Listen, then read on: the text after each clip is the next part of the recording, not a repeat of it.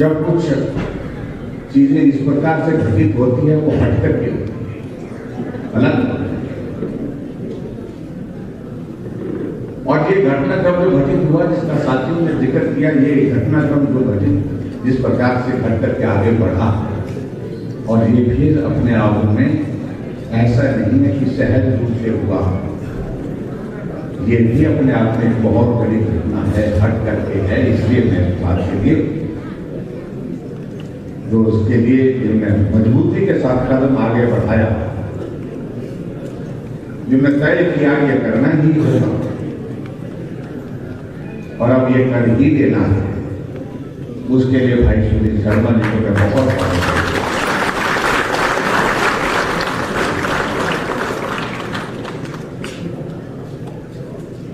भाई बहुत राजन जी ने कहा कि मैंने शुरुआत की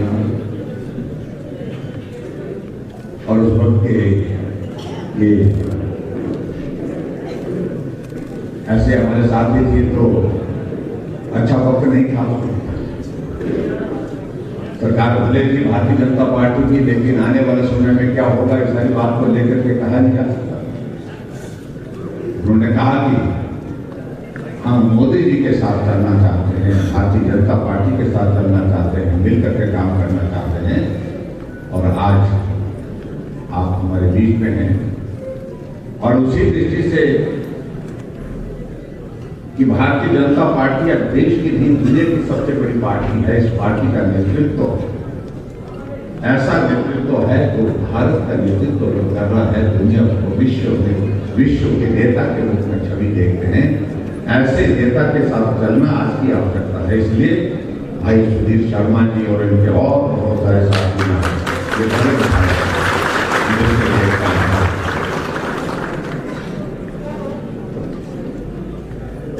आज की सबसे बड़ा मुझे लगता है कुछ बातों को लेकर के थोड़ा स्पष्ट भी करना चाहते हैं।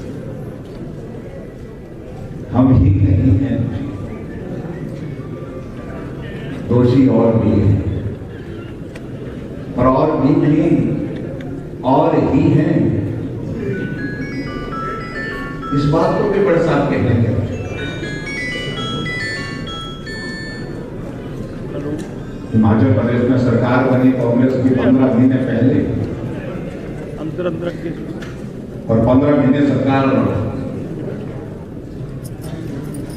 जो चल रही थी वो जिस तरह से चल रही थी, कुछ साथियों ने उनको कहा कि कुछ आपका काम करने का और तरीका ठीक नहीं। हम चुने हुए विधायक सभी अपने काम के लिए आते हैं, उनसे मिलकर हम चुने वो प्रतिनिधि अपने अपने क्षेत्र के, हमारे क्षेत्र की समस्याएं हैं, उन समस्याओं को स्कूल दिया।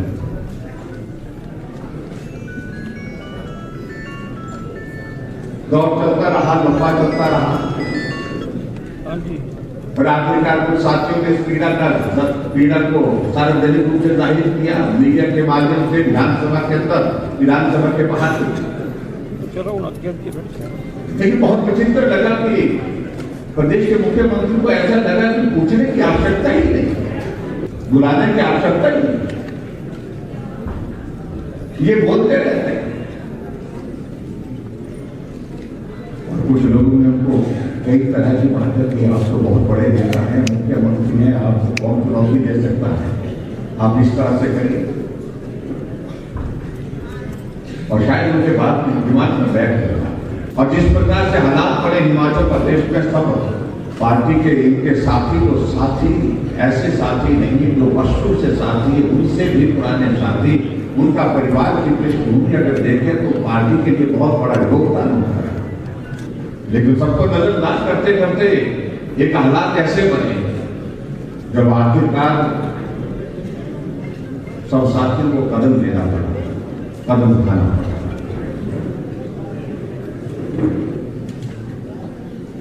कांग्रेस के विधायक कह रहे थे हमारी सुनी नहीं जा रही है, कांग्रेस के मंत्री कह रहे हैं कि हमारी बात मानी नहीं जा रही है,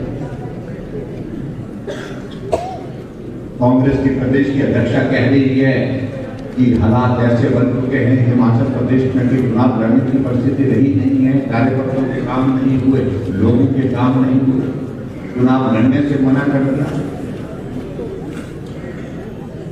जब वही इस तरह की परिस्थिति वहां पर थी तो आखिरकार उसमें दोषी हम कैसे?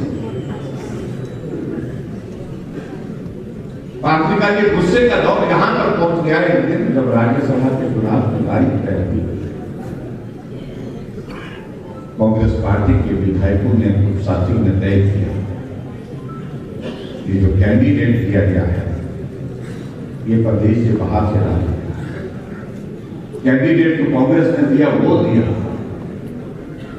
जो राम मंदिर के विरोध में वर्षों से सुप्रीम कोर्ट में लड़ाई लड़ता रहा, इस बात के लिए लड़ता रहा कि राम थे ही, राम का अस्तित्व ही।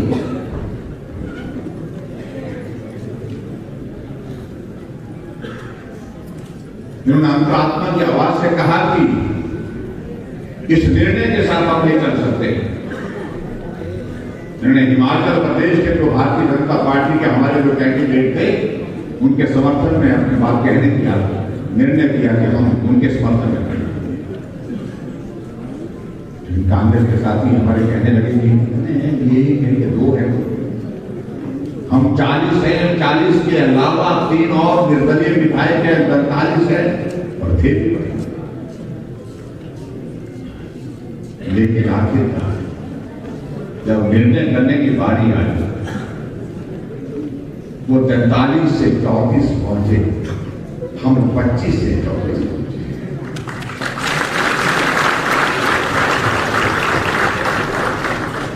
बराबर हो गए और जब बराबर हो गए तो हमको विश्वास हो गया। इलेक्शन कमीशन की ओर से जब जानकारी मिली तब तो पर्ची पड़ी क्योंकि वोट बराबर हो गए। जब पर्ची का जिक्र हुआ तो हमें भरोसा हो गया कि जीत हमारी होगी, हमारी ही होगी। इसलिए होगी कि जिस व्यक्ति ने भगवान रामचंद्र जी के अस्तित्व के लिए प्रश्न पैदा करे दिए कोर्ट में जाकर के करोड़ों रुपए की फीस लेकर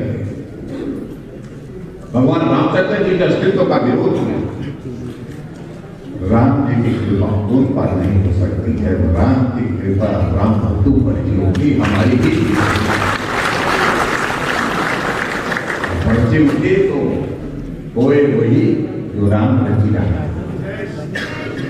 जय अब आप बताइए हमें उनको बोल रहे हैं जिन्होंने ये किया उन्होंने वो किया।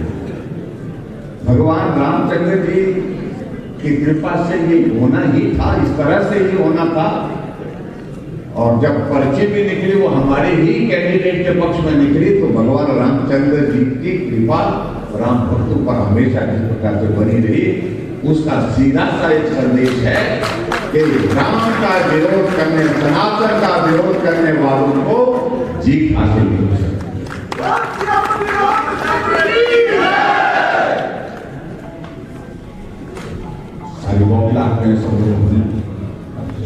हल्के पक्के रह गए, क्या हो गया, कैसे हो गया। उसके बाद विधानसभा का सत्र चला था। मैं समझता हूँ सारी चीजों का जिक्र करने की आवश्यकता नहीं। भाई और बहनों, साफ बात है, सीधी सी बात है, होना तो ये चाहिए था।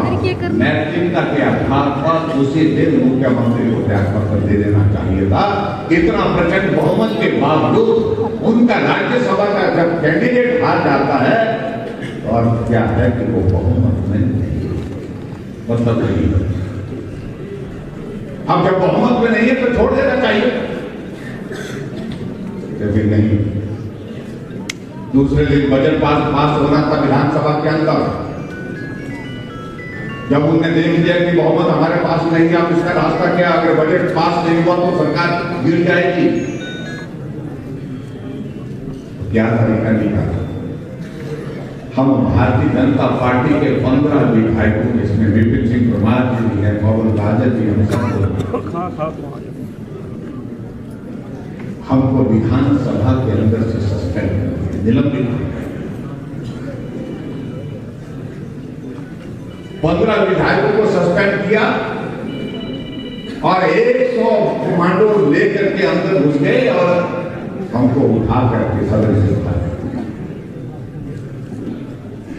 अगर उस दिन अगर बजट पारित नहीं होता, अगर हमको सस्पेंड नहीं किया होता, तो कांग्रेस की सरकार उसी दिन हिमाचल प्रदेश में गिर जाती। सरकार बचाने के लिए भारतीय जनता पार्टी के 15 विधायकों को 100 कमांडों के माध्यम से उठा करके बाहर फेंक दिया। पूरे देश में कभी नहीं हुआ। जिस दिन बजट पारित होता है उस दिन विधायकों को सस्पेंड करके बजट पारित करने की प्रक्रिया की हुई है, कभी हुआ।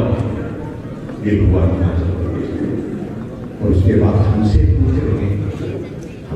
रहे हैं कि ये सब क्यों कर रहा है? क्या ये सरकार रहनी चाहिए? जिस सरकार को हिमाचल प्रदेश के अंदर बहुमत नहीं है, टेक्निकल ग्राउंड पर सरकार टिकी हुई है, लेकिन उसके बाद हकीकत यह है कि नैतिक अधिकार सरकार खो चुकी है सत्ता में रहने।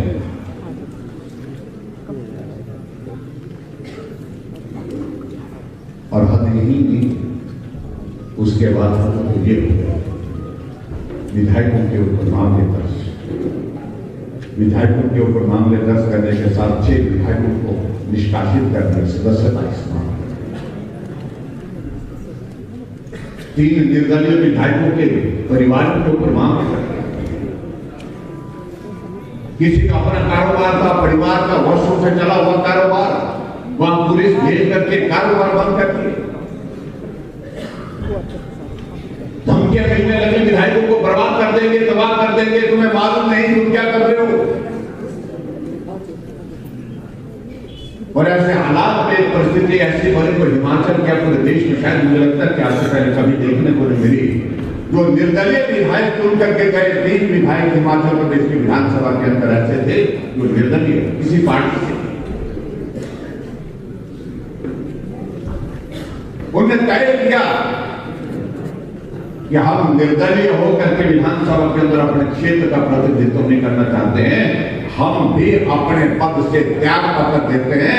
विधानसभा से त्याग पत्र दे करके रखा और कहा कि हम भी भारतीय जनता पार्टी और नरेंद्र मोदी जी के साथ मोदी जी को मजबूत करने के लिए और भारतीय जनता पार्टी को जीत त्याग पत्र दे रखे हैं। लेकिन विधानसभा के अध्यक्ष महोदय विदेश यात्रा में करेंगे। मैं उन पर टिप्पणी नहीं करना चाहता। क्यों? क्योंकि त्याग पत्र स्वीकार नहीं करेंगे। क्यों नहीं करेंगे? विधायक व्यक्तिगत रूप से उनके घर में जाकर के, उनके ड्राइंग रूम में जाकर के त्याग पत्र सौंप करके आए हैं। हमारा ये त्याग पत्र विधानसभा से है और इस त्याग पत्र को मेहरबानी करके आप जल्दी स्वीकार करिए। लेकिन आज कितने दिन हो गए लेकिन अभी तक उसको स्वीकार नहीं कर रहे, किसी के गवाह नहीं है। और उसके बाद सीधे दिल्ली जाकर के नेशनल मीडिया के सामने उन तीनों विधायकों ने भारतीय जनता पार्टी की सदस्यता ग्रहण की, उसके बावजूद भी त्याग पत्र स्वीकार नहीं कर रहे।